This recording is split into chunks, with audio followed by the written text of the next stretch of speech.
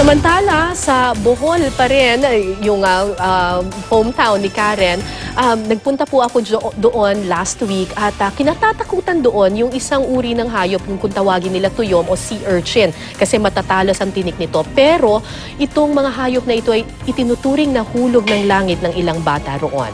Panoorin po ninyo ito.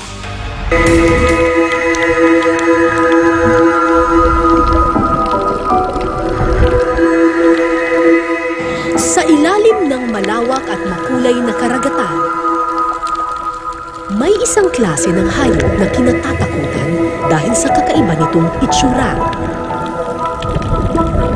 Tuyom ang tawag ng mga Boholano sa sea urchins, isang uri ng laman-dagat na kinatatakutan ng iba dahil sa matatalas nitong tinik.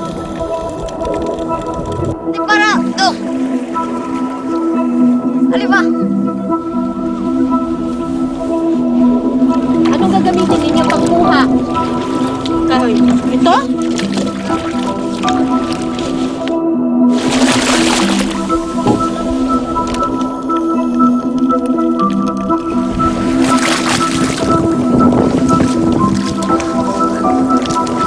Gagawin na.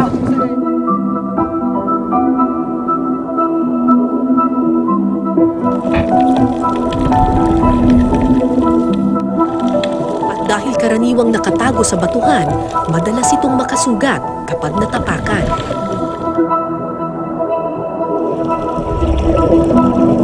Pero para sa mga batang lumaki sa mga dagat ng Bohol, ang kinatatakutan ng iba ay biyaya para sa kanila.